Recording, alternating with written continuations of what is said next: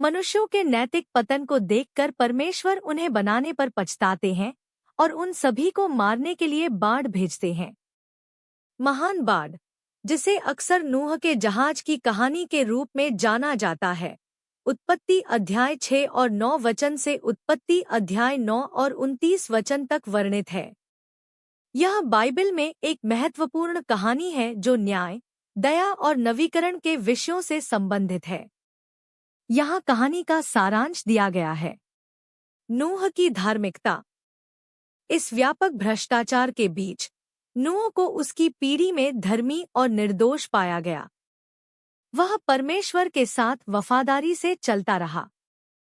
परमेश्वर ने नूह को आने वाली बाढ़ से खुद को, अपने परिवार और हर तरह के जानवरों के जोड़े को बचाने के लिए एक जहाज, एक बड़ी नाव बनाने का निर्देश दिया। जहाज का निर्माण। संदूक को सरू की लकड़ी से बनाया जाना था, जिसके अंदर कमरे थे और अंदर और बाहर पिचकारी से ढका हुआ था। यह 300 हाथ लंबा, 50 हाथ चौड़ा और 30 हाथ ऊंचा होना था। नूह को हर तरह के अशुद्ध जानवरों में से 2 और हर तरह के शुद्ध जानवरों और पक्षियों के साथ जोड़े, साथ ही सभी के लिए पर्याप्त भोजन लाना था।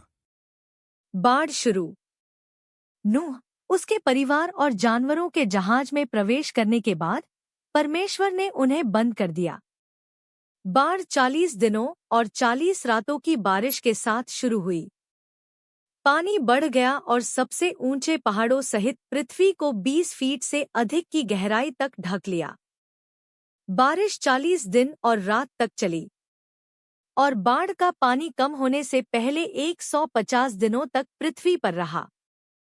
माउंट अरारत, जहाज अरारत के पहाड़ों पर विश्राम करने आया।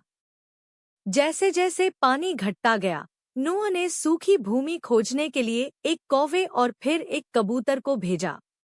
जहाज छोड़ने के बाद नूह ने एक वेदी बनाई और परमेश्वर को अर्पण चढ़ाया।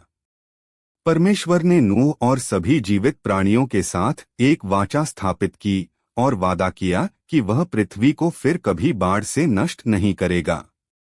इस वाचा के चिन्ह के रूप में इंद्रधनुष दिया गया था। नूह और उसके परिवार को आदेश दिया गया था कि फूलो फलो, बढ़ो और पृथ्वी में भर जाओ। परमेश्वर ने नूह और उसके वंशजों को मांस खाने की अनुमति दी, लेकिन रक्त के सेवन पर रोक लगा दी। नूह के बेटे शेम, हाम और येपेत को आशीर्वाद दिया गया। नूह के प्रति हाम के अपमानजनक व्यवहार के कारण हाम के वंशज भविष्य के कुछ शापों से जुड़े थे। नूह ने अंगूर का बाग लगाया और नशे में धुत हो गया। हाम ने अपने पिता की नग्नता देखी और अपने भाइयों को बताया। शेम और येपेत ने अपने पिता को आदरपूर्वक ढका। परिणामस्वरूप नूह ने शेम और येपेत को आशीर्वाद देते हुए हाम के बेटे कनान को शाप दिया।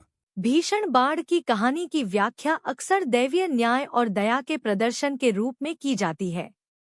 यह मानवीय पापपूर्णता, दैवीय निर्णय और मुक्ति और नवीनीकरण की संभावना के विषयों को दर्शाता है। इंद्रधनुष द्वारा दर्शाई गई वाचा पृथ्वी को फिर कभी बाढ़ से नष्ट न करने के परमेश्वर के वादे की याद दिलाती है।